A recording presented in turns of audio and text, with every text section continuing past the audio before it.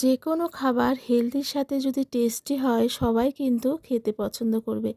আজকে যে রেসিপিটা আপনাদের সাথে শেয়ার করব, এই রেসিপি কিন্তু ছোট থেকে বড় সবাই খেতে পছন্দ করবে। তো চলুন দেখে নেওয়া যাক আজকের রেসিপি। এখানে আমি প্যানে অল্প করে সর্ষে তেল দিয়েছি। তেলটা গরম হয়ে যাওয়ার পর একটা মিডিয়াম সাইজের পেঁয়াজ কুচি দিয়ে পেঁয়াজটাকে একটু লাল করে ভেজে নিচ্ছি। তো দেখুন পেঁয়াজ কিন্তু একটু মোটামুটি ভাজা হয়ে গেছে। এরপর আমি হাফ চামচ আদা রসুন পেস্ট দিয়ে দিলাম, একটু নাড়াচাড়া করে মিশিয়ে নিচ্ছি। তারপর দিয়ে দিলাম একটা মিডিয়াম সাইজের টমেটোটাকে কিন্তু খুব বেশি মিহি করে আমি কাটিনি, মোটামুটি করে কেটে নিয়েছি।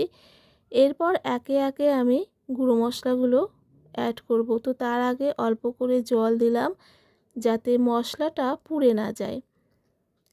তো একে একে আমি গুঁড়ো মশলাগুলো দিয়ে দিচ্ছি। এখানে জিরে গুঁড়ো, ধনে গুঁড়ো, গোলমরিচ গুঁড়ো আর অল্প করে হলুদ আর নুন দিয়ে দিলাম। মশলাটাকে একটু কষিয়ে নেব। তো আমি ঢাকা দিয়ে মশলাটাকে একটু কুক করে নেব যাতে তাড়াতাড়ি এর থেকে তেলটা ছেড়ে দেয়। তো ঢাকা দিয়ে রাখছি। কয়েক মিনিট পর চলে এসেছি আর দেখুন মশলা থেকে কিন্তু তেলটা ছেড়ে দিয়েছে। ঢাকা দিয়ে রান্না করলে মশলা কিন্তু তাড়াতাড়ি মানে তেল ছেড়ে যায়। তো এবার এতে আমি দিয়ে দিচ্ছি গাজর আর ক্যাপসিকাম কুচি করা। এটা আমি ছোট ছোট টুকরো করে কেটে নিয়েছিলাম। আর এই গাজর আর ক্যাপসিকাম কিছুক্ষণ আমি রান্না করে নেব। কয়েক মিনিটের মধ্যেই কিন্তু এই দুটো জিনিস রান্না হয়ে যাবে। তো এখানে কিন্তু গাজর আর ক্যাপসিকাম আমাদের রান্না হয়ে গেছে। লাস্টের দিকে আমি দিয়ে দিচ্ছি কড়াইশুঁটি সেদ্ধ করা আর দিয়ে দিচ্ছি পনির। টমেটো কেচাপ দিয়ে দিচ্ছি 2 চামচ। এতে কিন্তু এই স্টাফিংটা খেতে অনেক টেস্টি হয়। তো সব কিছু আমি মিশিয়ে নেব আর এটা মেশালেই আমাদের স্টাফিং কিন্তু একেবারে রেডি হয়ে যাবে। আর বন্ধুরা এই স্টাফিং কিন্তু এমনিতে আপনারা যে কোনো রুটির সাথে খেতে পারেন অথবা পরোটার সাথে খেতে পারেন।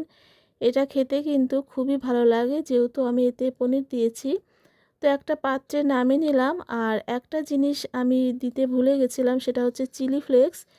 তো এখন আমি দিয়ে এই মিশিয়ে নিচ্ছি সব কিছুর সাথে। আপনারা যখন এটা তৈরি করবেন স্টাফিংটা তখনই কিন্তু চিলি ফ্লেক্সটা দেবেন।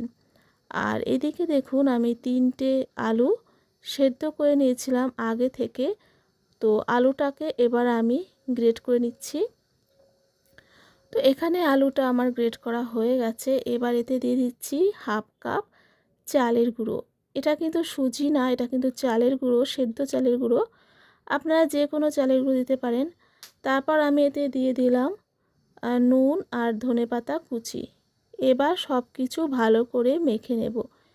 এই আলুটাকে একটু হাতে চেপে চেপে ভালো করে চালের গুঁড়োর সাথে মেখে নেব যাতে আমাদের এই খাবারটা বানাতে সুবিধা হয়। বেশ সুন্দর মসৃণ হবে তাহলে ভালো করে মেখে নিলে। তো দেখুন এখানে কিন্তু সুন্দর একটা ডো তৈরি করে নিয়েছি। এবার এর থেকে একটু বড় সাইজের আমি লেচি বের করে নেব। একটু বড় সাইজের লেচি বের করে নিলে পুরটা আমাদের ভরতে সুবিধা হয় আর অনেকটা পুর এতে কিন্তু আমরা ভরতে পারি।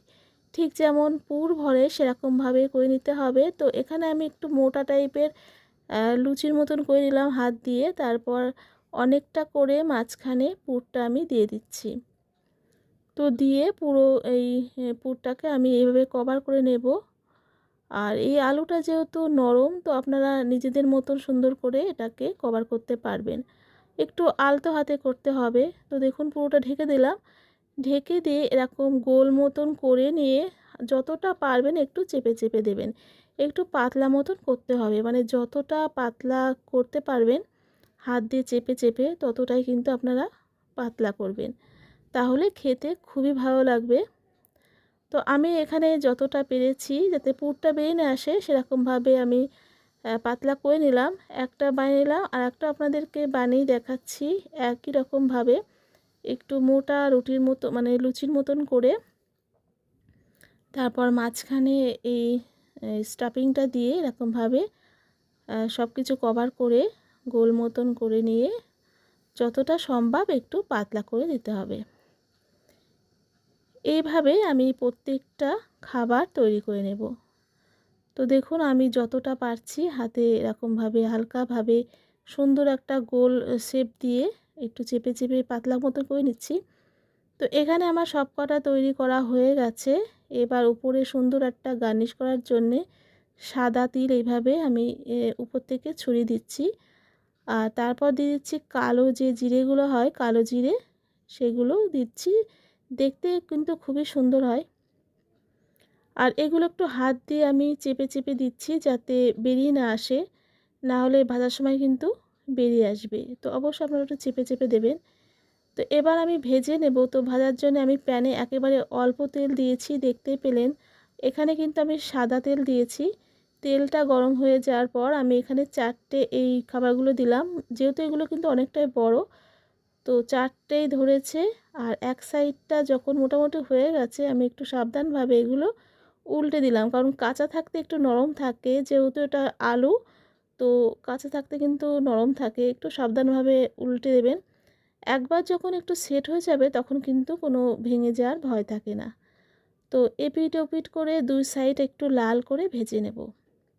গ্যাসের ফ্লেমটা আপনারা মিডিয়াম টু হাই রাখবেন, লো হিটে কিন্তু ভাজার দরকার নেই, যেহেতু এটা আলু আর চালের গুঁড়ো খুব তাড়াতাড়ি হয়ে যাবে। তো দেখুন সুন্দর একটা কালার আস্তে আস্তে চলে এসেছে। আমি এপিট ওপিট করে 2 সাইডটাই ভেজে নিচ্ছি। তো ভাজা কিন্তু আমাদের হয়ে গেছে, আমি তুলে নিচ্ছি। এর থেকে যদি বেশি টাইম ভাজি তাহলে কিন্তু খাবারগুলো পুড়ে যাবে। তো আমি তুলে নিলাম। আর যে বাকি দুটো ছিল সেই বাকি দুটো আমি ভেজে নিলাম। তেল কিন্তু একেবারে কমই আছে লাস্টের দিকে, তো এই তেলেই আমি ভেজে নিলাম। দেখুন কতটা সুন্দর দেখতে হয়েছে। তো তৈরি হয়ে গেল আমাদের দারুণ টেস্টি একটা রেসিপি। এই খাবারটা আপনারা কিন্তু বাচ্চাকে স্কুলেও দিতে পারেন টমেটো কেচাপের সাথে, দারুণ লাগবে খেতে। ওরা কিন্তু টিফিন বক্স ফাঁকা করে নিয়ে চলে আসবে। দেখুন ভিতরটা কত সুন্দর হয়েছে, পুড়ে ঠাসা। আপনারা বাড়িতে অবশ্যই ট্রাই করে দেখবেন।